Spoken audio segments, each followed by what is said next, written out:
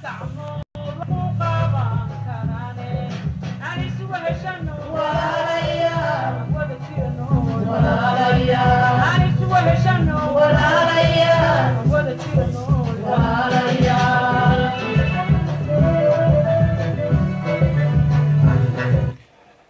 عليكم ورحمة الله وبركاته. كلنتو wanaagsan oo waan dhageysan meel kasta oo aad joogtaan waa barnaamijkeeni arrimaha bulshada iyo ganacsiga oo xilli walba xilligan oo kale aad ka dhageysataan radio Soomaaliweyn.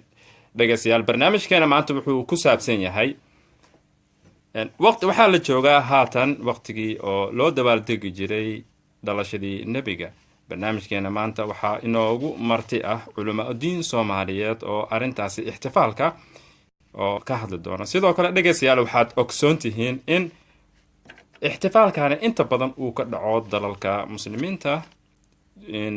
meel badan oo caalamka islaamka ka mid ah. marka arintaasi waxa inooga shaafin doona culimo diin Soomaaliyeed oo aan maanta ku marti qaadnay barnaamijkeena arrimaha bulshada iyo ganacsiga. haatana waxaan ku soo dhaweynaynaa barnaamijkeena Sheekh Cabdiraxmaan Mire Jimcaale. waa in maqleysana u maleynaa Sheekh Cabdiraxmaan. waxaad ku soo dhawaataan barnaamijka arrimaha bulshada iyo ganacsiga ee radio Soomaaliweyn.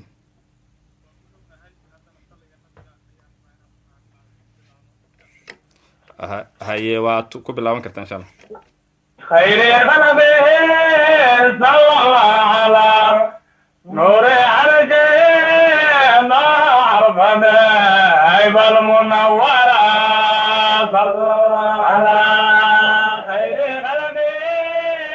صلى الله على وكا نور على جينا عرفنا عيب المنورة صلى الله على خير غنبه صلى الله على نور على ضاع فضائب المنورة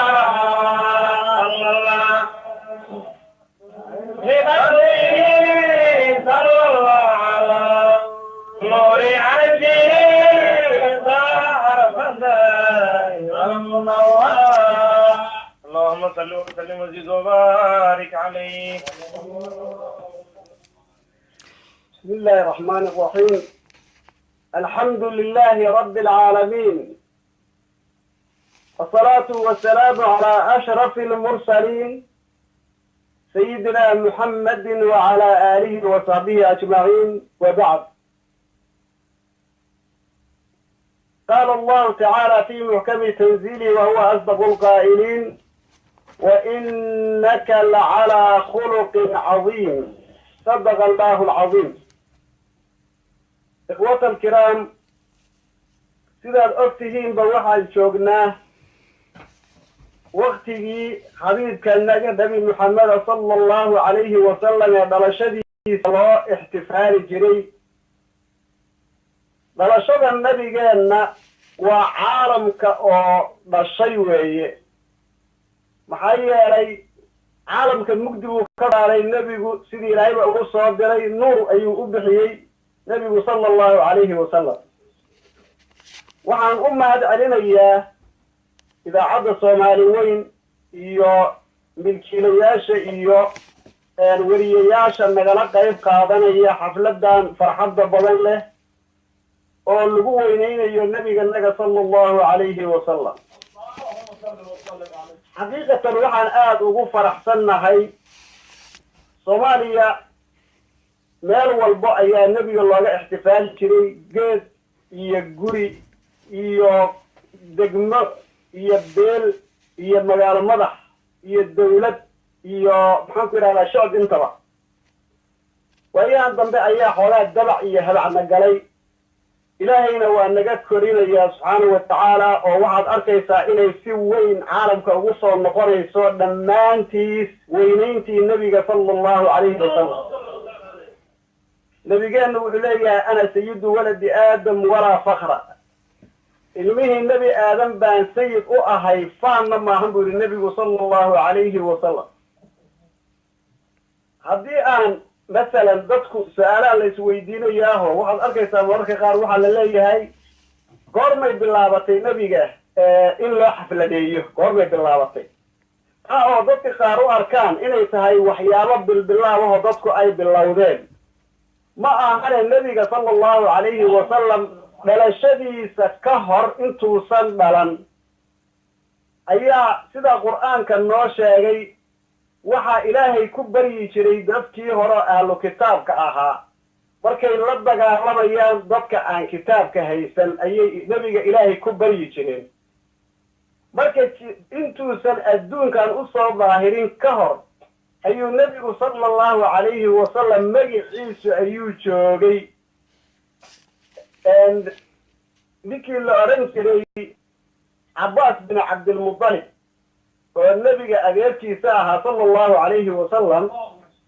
ayaa markuu nebigu dagaalkii tabuuka ka soo laabtay wuxuu yidhi rasuulka ilaahayo waxaan rabaa inaan ku ammaano inaadna ii ogolaataan rabaa buu yidhi ammaantaas nebigu wuxuu yidhi waan kuu ogolahaye haddee akri buu yidhi ammaantii markaasuu bilaabay min qablihaa dibta fii dilaalin wa fii mustawdacin xaysu yuqsafu lwaraqu ثم هبطت إلى البلاد لا بشر أنت ولا مضغة ولا علق بل نطفة تركب السفينة وقد أهجم نصرا وأهله الغرق تنقل من سالب إلى رحم إذا مضى عالم بدا ضبق حتى احتوى بيتك المهيمن من غندف العلياء دونها النطق وأنت لما ولدت أشرقت الأرض وضاءت بنورك الأفق فنحن في ذلك الضياء وذلك النور سبل الرشاد نخترق حديث كاسوحا ورينا يا إمام الطبراني يا غير بوي إمام الطبراني بان أوران لها يا غير بوي ورينا يان حديث كاس نبيكو الدعاء وغيري لا يفضل الله فاك إلهي أفكا جمد بريور النبي صلى الله عليه وسلم وغيري مكان بيكاس وحي كلها بتبيلكاس معناه هذا من قبل هاوير انت ان اربضا ابورين كهر ايا قبت وانا سنات النبي الله نبي هور تاغن يحيى صلى الله عليه وسلم في الظلال هو صدكي جلده دخلد وانا سناتي بو يري iyo وفي مستودع ماشي لغو ودا عدغي اها دبركي نبي ادم عليه السلام حيث يغصف الورق markii ay aadam iyo xawa googoosanayeen caleenta ku taala jannada oo ilaahayna leeyahay يعني waxay googoseen warqadihii markii ay yani geedi cuneen wuxuu thumma habata wa sahabata ila albiladi adduunkaasi mid buu yiri la bashar adan aadami ahayn oo macnaha aan ruuxdaada iyo jasadkaaga la saddex gelin nabiga hortiisu ka leeyahay hadalkaas anta wa mudgha adu waxaad aadan noqon buu yiri mudghada hilibka saaftinta marlaqa oo mudghada la yiraahdo la ekay ولا علق حجرت اسقفتنا هذا الهين بس عدك هلب كان هذا النظام انت امدنا ما اذن جاري وفمكا كغا هليا حتى خلقك تطور كمركا لا ابوي ومريو انت اذن جارينا بنانك لا اذن اصوب تطور كايا اذن مريض مرحلها ايا النبي هاد وجهده والهي كادغ سبحانه وتعالى إلا وقرنيسا ثم خلقنا العلاقة ثم خلقنا النطفة علاقة فخلقنا العلاقة مضغة فخلقنا المضغة عظاما فكسور العظام لحما ثم أنشأناه خلقا آخر إلهي واتليه سبحانه وتعالى مركب مرحلة راسو تلمامية انت عندنا من بل النطفة بي وحاد أهيد بيري مني تاسو تركبوا السفينة سدونتي نبي نحفو شيء ومحلوش إذا مركب نبي نحضرك إذا تصواب شيء لي نبي نوحنا هدوات قرنيسا هل إلى النبي آدم عليه السلام كانوا أنتم كشري ما قال وحبا مرة قالنا مركب بنانك أصاب أي حاولت الذكر كل ما أي حاول أوريا على النبي الشيخ يقولش نبي محمد كوح وأبتر صدى نبي الشيخ نبي الشيخنا يعني نبي الصادر أو الله صادر رسالة الله سيو أو إنه ذكر منكر كركربه يعني معروف كرفر النبي النوح بيقول ري أنبياء الشريعة marka wuxuu leeyahay dabarkii nabi nuux hadda soo gashay buu leeyahay iyo wiilkiisii saambil nuuxa markii ay doonta ay qaadaysay adoo nabi maxamed saasuu leeyahay oo macnaha ruuxdaadii baa halkaa joogtay waqad aljama nasran wa ahlihi algharq markii wuxuu yiri saramkii nasri ahaa iyo ahalkiisii biyihii ay xaadiyeen buu yiri kor iyo hoos ka yimid bal wuxuu yidhi tanqulu min saalibin ilaa raxm intaa waxaad ku soo jirto u inaad dhabar ka soo wareegto ilmagaleel usoo wareegto idaa madaa caalamun badaa dabaq markii wuxuu yidhi caalam dhammaado qarni tagaba mid kalaa bilaabanayay buu yidhi saasaad usoo wareegaysa ur adiguna xataa xtawaa baytuka almuhaymin dhalashadiisiibuu marka keenay intii gurigaaga wuxuu yidhi amiinkaahi uu koobo oo biqandafil caliya qandafil caliya laga soo bilaabo waa yani abtir nebigu lahaa weeye oo micnaha dad waxay ahayd gabar bay ahayd oo abtirkiisu gelayo aad loo yani carabta u ammaanaan intaas ka soo gaartuu yidhi ayaad soo socotay arrintaas soo waday kabacdi muxuu yidhi wa anta lamaa welita markii lagu dhalay buu yidhi ashraqat ilardu arbadii oo dhan iftiintay buu yidhi nebiga sala allahu alayh wasalam hadihi alxafla xafladii nebiga waay sala allahu alayh wasalam arbadii oo dhan baa iftiintay buu yidhi wadaa'at binuurika ufuq buu yidhi waxaana adiga nuurkaaga la ifay yidhi inta jiha oo dhan ayaa nuurkaaga la iftay waa dhalashadii xabiibka laga hadlaya sala allahu alayh wasalam fanaxnu fi dalika diyaai wa dalika nuur buu yidhi annaguna wuxuu yidhi iftiinkaas iyo nuurkaas ayaan subula rashaadi hanuunka wadooyinkiisa naqtariqu ku soconaynaa buu leey aan ku shabkaxsanayna sidaasaa nebiga loogu xafladaynayo dhalashadiisa loogu sheekaynayay nebiga sala allahu alayhi wasalam xadiidkaas waan sheegay waxaa warinaya imaam dabrani iyo rag badan baa warinaya cabaas bin cabdilmutalib baana akrinaya nebiga hortiisaan laga akrinaya arrinta ayada aw nebiga sala allahu alayhi wasalam waxaa la weydiiyey qays bin makrama dhalashadii nebiga wuxuu yidhi qaala wuxuu yihi wulidtu ana wa rasuulu llahi sala allahu alayhi wasalam caamal fiil markaasaa naar dhalay buy dhalashada nebigaana xafladiisu ka bilaabanaysa maxaa yeelay nebigu waa soomay maalin isnayna maxaad u soomtaa la yidhi yawmun wulidtu fiihi buu yidhi waa maalinta lay dhalay xafladayn baan ka wadaa buu yidhi iyo farxad dhalashadayda ayaan ka wadaa buu yidhi caamal fiil buu marka nebigu dhashay xadiidkii kalaa jiray oo cusmaan bin cafaan baa wuxuu weydiiyey khubaasa bin ashyam nin la odhan jiray buu weydiiyey wuxuu yidhi a anta akbaru am rasuulu llahi sala allahu alayhi wasalam ma adigaa weyn mase rasuulka ilaahay buu yidhi faqaala wuxuu yihi rasuulu llahi sala allahu alayhi wasalam akbara minii rasuulka ilaahay baa iga weyn buu yidhi wa ana aqdamu minhu fi lmiilaad buu yidhi laakiin dhalashada anaa uga horreeyey buu muxuu kusii daray welida rasuulu llahi sala allahu alayhi wasalam caamal fiil buu yidhi nebiga waxaa la dhalay caamal fiil dhalashada sideedaba oo nebi dhashay loo xafladeeyo qur-aankaa ka hadlay waxaad maqlaysaa daliil ma leeyahay ha nacam oo xaflad nebi dhashay baa qur-aan ka hadlay wasalaamu calaya yawma wulidtu wa yawma amuutu wa yawma ubcasu xaya nabadgeliyo korkayga ha ahaato uri yawma wulidtu maalinta lay dhalay nabadgeliyo maalinta lay dhalay dhalasha uu ka bilaabay ilaahay subxaanahu watacaala markuu aayaddaas uu tilmaamayo nebiga hadalkiisa wa yawma amuutu maalintaan dhimanayo wa yawma ubcasu xaya maalinta laysoo saarayo anigoo nool wasalaamun calayhi yawma wulida wa yawma yamuutu wa yawma yubcasu xaya kaasna waa nebi kale nebiguna waa nebi ciise nebigan dambana waa nebiyullaahi yaxya calayhi salaam wasalaamun calayhi nabadgeliya korkiisa ha ahaato nebi yaxyaa la yidhi yawma wulida maalintii la dhalay dhalashaa laga hadlayaa maxaa yeelay dhalashadaa qiimo badan ilaa nebi dhashay khalqi kaloo dhashay la mid ma ahan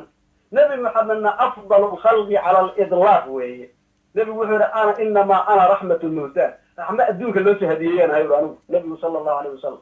ilahina wuxu yihi wamaa arsalnaaka ilaa raxmatan lilcaalamiin caalamkao dhan raxmad u tahay macnaha inay shaac tahay oo ay caam tahay nebiga dhalashadiisu ayaa ilaahay noo tilmaamaya dhalashadii adduunkao dhan ugu caansaneed goorbaad xafladeedu bilaabatay anigu ma garan karo ninka akrinaya hujrado qabo allah caafiya laakiin le ma inkaarayo marka nabiga sala allahu alayhi wasalam abu hurayra weydiiye wuxuu yihi mataa wajaba laka nubuwa ya rasuul goorma nebiniga horta ku waajibtay ibr adiga waad nebi noqon markaasuu yihi wa aadamu bayna aruuxi waljasad aadam oo ruux iyo jasad u dhexeeyaan anigu nebi noqon uri nebigu sala allahu alayhi wasalam marka nebiga xafladiisa waxa cid kasta u xafladaysay dhalashadiisii ka hor baa magaciisu jiray dhalashadiisiina waa loo xafladeeyey axaadiista dhan baa sheegaysa qur-aankaa laga qaadanaya culamada dhan islaamka ku raacday ijmaaca weeye nebiga sala allahu alayhi wasalam in la weyneeyo la tacadimiyo loo xafladeeyo marka ma ahan shay bidca oo la bilowday ma ahan shay bidca oo la bilowday marka waxaan u malaynayaa waxaa la yidhaha hashii maqaad diidi rabtaaye meelo daldalooday ka eegtaaye waxaan u malaynayaa in aysan nimankaasi diinta meel ka fiirin ninkii nebiga xafladiisu ay la yaraatay amaba muran ka keenay waxaan u malaynaya inuu nebinimadiisa muran ka keeno soo wadaao inuu muran ka keeno dhalashada nebiga ninka muran ka keenay wuxuu muran ka keeni doonaa nebi inuu yahay ayuu muran ka keeni doonaa waa ku soo socdaa kaasaasaan leenahay insha allah haddii aan kaa dhexgalo sheekayga siirada nebiga intan laguma soo koobi karo oo way ka badan tahay waxaan su-aasha aan ku weydiinayaa ayaa waxay tahay in ixtifaal loo sameeyaa sanad walba waqtigu dhashay nebiga goormee ayay bilaabatay waxay bilaabatay nebigu waa dhashay sala allahu alayhi wasalam horta markii uu dhashay bilaabatay inay bilaabatana waxaa u daliila waxaa tilmaamayaan oo aad kutubaha siyarka oo dhan ka helaysaan markuu nebigu banaanka usoo baxay in arbadii dhameed muurtay in ay bishaarayseen wax alla wixii nafi ku jirtay oo dhan in xataa xoolihii ay macnaha ay farxeen cid walba inay farxday malaa'ig xataa inay kasoo qayb gashay nebiga dhalashadiisa sala allahu alayhi wasalam waqtigaasay bilaabatay marka in xafladii la muujiyo banaanka la dhigo asaga naftiisuna xafladii uu muujiyo wuxuu yidhi waaba maalinta lay dhalay oo maalintaas waa maalin xaflad mudan buu yidhi maalin gaar isniin bay ahayd maalin kasta mayna ahayn soonkaas waxaan filayaa sheekh cabdiraxmaan xoogaa su-aasheeda ma aanan fahmin waxa aan ka hadlaya waxay tahay maanta idinka waxaa iskugu imaadeen soomaha ixtifaalkii nebiga dhalashadiisii marka kulankan oo kale in la sameeyaa goormee ayay bilaabatay taa mid aan ku weydiinayaa taas ah sideedaba sunnada islaamka oo shay wanaagsan oo laysu keeno oo dadka ijtimaacooda kulankooda iyo in dadku ay iskaga sheekeeyaan taariikhda nebiga iyo dhalashadeeda iyo in dadkii yimaado meeshaas la siiyo waxay cunaan iyo wax ay dee cabbaan la siiyo iyo in meeshaas munkarkana la reebo macruufka laysu sheego intaasi mid walba gaar ay diinta islaamka ku leedahay ilaa waxay soo socotay marka wakti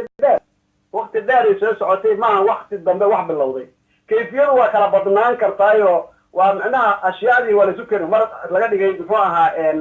siyarta keliya waa aragtay siirooyinka nebiga in siriirta laga sheekeeya waa shay waajiba xataa caruurta hala bara la leeyahay dadka hala baro waad aragtay waa shay waajib ah oo diinta islaamku markay dhalatay la dhashay oo markii nebigu soo baxay la dhashay shay la bilaabay ma sadaqa in la bixiyo dadku markay isku yimaadaan sadaqa la siiyahay bidca maahan waa wax diinta islaamka ku qoran in dadka munkarka laga nahiyo macruufkana laga reebaa bidca maahan waa wax diinta islaamka ku qoran oo qur-aanka sheegayo dawaayadu baahanta waa ku haya in maxaan ku idhaahdayey intaas iyo macnihii wax ka ziyaada intaas lama sameeyo intaas wala shay bidcaa kuma jiro inta qur-aan waa daarta qur-aanka waa ku sheegayaan waa diyaar waata sheekayga marka maxay ahayd in sanad walba ixtifaalka la dhigo waxaan jecelnahay in dadka aan u bayaanino sanad walba waqtigan oo kale in la dhigaa culamada ma u hayaan maxay ahayd wax daliil ah ama ha noqoto axaadiista nebiga ama qur-aanka kariimka ha noqoto in waqtigan oo kale la dhigaa daliil ma loo hayaa sheekh waxay kusoo degtay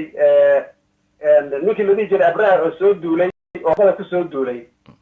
suuratulfiil suuradaas la yidhahda tara kayf annagu aan idhaahdo suuradaasi markii ay soo degaysay nebiga irhaaskiisa inuu dhala doono isla sanadkii uu nebigu dhashay sala allahu alayhi wasalam dhalashadiisina axaadiista aan soo sheegay waxay yidhahdeen nebiga waxaa la dhalay caamulfiil oo adigu waad garan kartaa taa macnaheedu waxa weeye waa dhalashadii oo wakti ah sanad weeye sanadkaas markuu 12 bilood soo wareegto ayaa xafladda weyn la dhigaa 12 bilood kalena guryaha lagu xusaya nebiga masaajidda lagu xusaya moorayada lagu xusaya adigu waa ogta xuska nebigu marka ma joogsado xafladaha kala weyn maalinta dhashay baa marka lagu beegay xafladda weynanka badan dadka sidaasaa loogu cadaynaya wayna ogyihiin dadku way garanayaan markay muslim yihiin xataa gaalada saqaarta muslimka dhaaf ilaa cid jiran mooye waan gartay sheekh cabdiraxmaan waqtigana maadaama uuna haayo barnaamijkana intaas uu ka weyn yahay in maxay ahayd waqti badan inaan siina ay ahayd marka tusaale oo kale hadduu qofka diidan oo kale in maxay ixtifaalkiina uu ka qayb qaato waayo maxay ahaato diintu xukun ay qabtaaye marka xukunkiisa maxay noqonaysa qofkii diido oo kale oo hadda culamaa idinla diidan oo kale maxay ahayd ixtifaalkiina waa bidca idin dhehayso marka maxay ahayd oo idinka radinayso marka qofka diiday in maxay ahaato ixtifaalkan la sameeyo isagan xukunkiisa muxuu noqonaa qofkaasi wuxuu noqonayaa qof sidaba dad aragto qof diinta islaamka khilaafay oo adduunka ku nool dul taagan wuxuu ka faa'iidaysanayaa in aysan jirin dawlad islaama oo xoog leh oo marisa asaga jidkiisa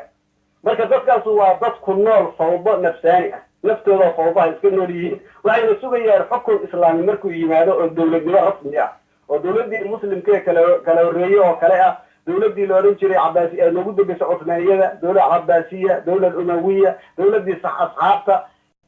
dawladahaasoo kaley sugaysaa qofkaasu haddii dee waad dhan kartaayo haddaba qof gowracay baa nool oo iska socda xukunkiisu marka maalintaasaa la qaadaya mid aan ku weydiiya wax xukunkiisu waa nooce xukun nooce tusaaloo kale idinka haddoo kale waxay taagan yihiin maxay ahaato ixtifaalka nebiga in la dhigaa ma banaano qofkii keenaa waa bidco axaadiisay keenaan idinka tusaaloo kale qofkii diiday oo sidaasoo kale ah ma jirta xukun ee diinta ay ka qabtoo kale xukun hebel wacaayo dowlad islaam ha loo sugan aad dhehaysaan aadaa u mahadsan tahay hadalkaaga jawaabteeda waxa waaye waa sahlan tahay waxaa weeye ayaga axaadiis ma keenaan qur'aanna ma keenaan hadday xadiis iyo qur'aan keenaan waaba naga gar heli lahayeenba annagaa ka gar leh oo axaadiis iyo qur'aan haysana ayagu marka ma haystaan taa waa mid ma keeni karaan waxay aadayaan hadday axaadiis aan u daliilahay nebiga iyo dhalashadiisoo la dacayaysto waa gaar ota meeshii laga soo wado meel kale la keeno waa gaar waxaasi laakiin daliil sax ah oo ah in nebi maxamed xaflad loo dhegi karin ee qur'aan iyo xadiisa hadday keenaan dee waaba gar leeyihiin waa iyagaa malmaxaa lahaa taa waa mid ma laha taas beelaya horay u waayeen diintooda halmaan waa hal mid midda labaad waxa weeye nebiga sala allahu calayhi wasalam lama ammaani karo waa nebigaa la ihaanaysanayaa nebigu sharaf male wey qof yidha nebi maxamed sharaf lama waa dil xukunkiisu qofkii nebi maxamed sharaftiisa xaqiro yidhaha nebi ama lama ammaani karo oo lama sharfi karo oo laysaguma imaan karo oo taariikhda lagama sheekayn karo qofkii yidhaahda macnaha nebigoo ihaanaystay qofkii nebiga ihanaysana waa dil hataa toobad male waa gartay sheekh cabdiraxmaan mere guntii gabagabada la soo gaar ummadda soomaaliyeed ee muslimiinta ah maxaa kula talin laheyd talo maxaa siin laheyd waxaan kula talin lahaa khilaafka duniyey waddankanaga calankanagana qaybiyey ciidanadana halleeyey inay ka tanasulaan oo ilaahooda ka baqaan waxaan kula talin lahaa dhammaantood geed iyo guri iyo maxaa magaalo madax iyo tuulo iyo gobol in lagu dhigo nebiga xafladiisa ilaahayna lagu baryo ilaahu nebigaagaan kugu baryaynaa naga qaad waxaana saaran naga soomaalida sidaasaan kula talinaya soomaalida aad iyo aad ayaad u mahadsan tahay sheekh cabdiraxmaan mere jimcaale oo aan maanta ka wareysanaynay barnaamijkana arrimaha bulshada iyo ganacsi sheekh cabdiraxmaan waa mahadsantahi maxaa kusoo gabagabeynaysaan ay طلع البدر علينا من ثنيات الوداع وجب الشكر علينا ما دعا لله داعي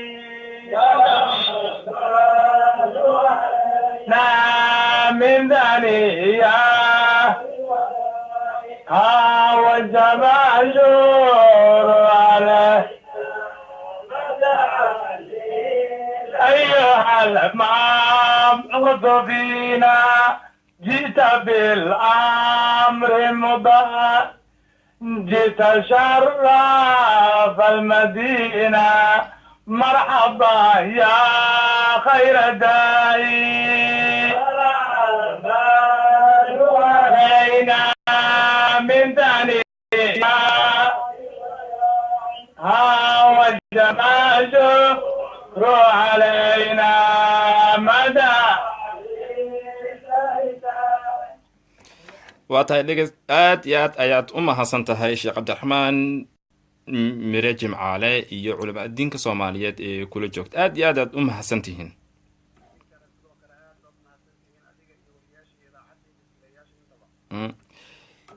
guntii iyo gabagabada dhegeystayaal intaas waxaa inooga eg barnaamijkeenii maanta arrimaha bulshada iyo ganacsiga ee raadiyo soomaaliweyn mar kale inta aan kulmi doono sidaas iyo nabadgelyo